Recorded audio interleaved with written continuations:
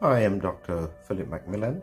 I've been talking about autoimmunity for some time in the context of how it relates to severe COVID-19 and then in the period of time beyond to COVID-19 pandemic outcomes.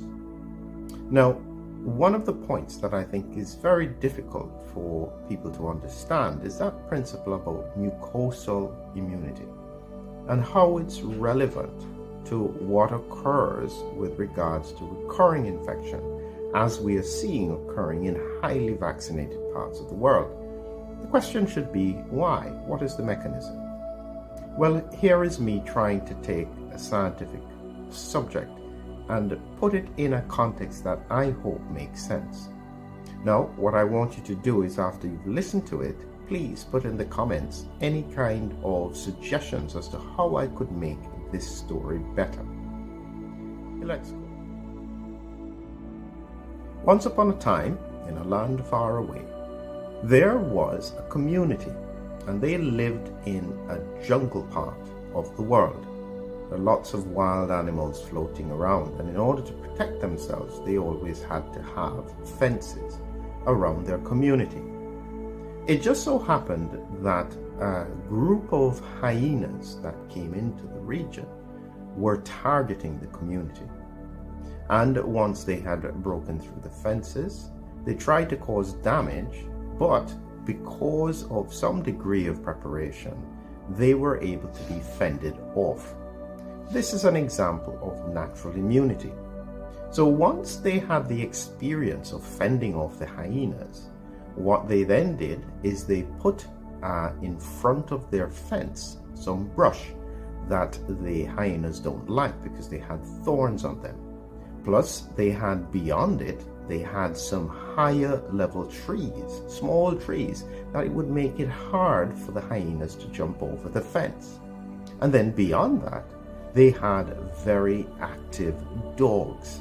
The dogs who had been fed hyena meat and who were therefore very, very angry and very upset if hyenas came into the region. And the final layer they had was that they had watch-out guards on top of the buildings who would then target the hyenas if they managed to get through the fence. This is what I would call as natural immunity. And it's very sophisticated, it's multiple layers, and it's able to handle any kind of attack. It doesn't matter where the hyenas come from. Natural immunity would be able to handle it. And within that context, you then have what is called hybrid immunity. And in this circumstance, what another community did is that they thought to themselves that they can do this better. They don't want necessarily to follow those simple rules of just having brush and dogs and so on. They wanted something more sophisticated. So instead, they built an electric fence. And the electric fence was supposed to fend off the hyenas. They didn't invest in the dogs, they didn't invest in the thorny brush or the higher trees behind, but they had lots of snipers in the community.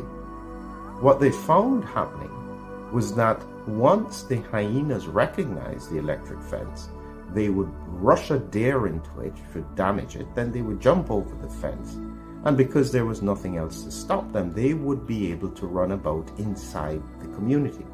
Now, there was some degree of defense because you could shoot the hyenas because they had that many snipers floating around in the community, but it comes at a cost. You don't know what damage they could do when they're running about inside the facility.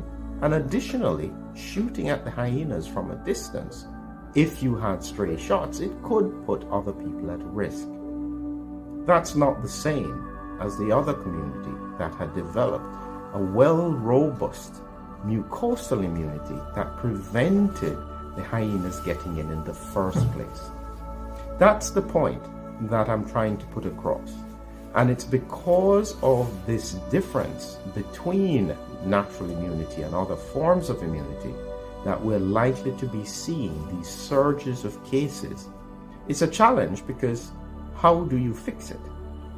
It's not easy to dig up that fence and put in a new one and to grow the brush around it. And these are challenges that we have to face.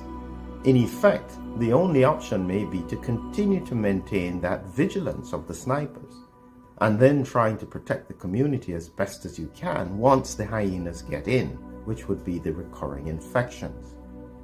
The good news is that at the moment, they manage to be able to keep severe problems at bay. Our problem is longer term. How long can that be maintained?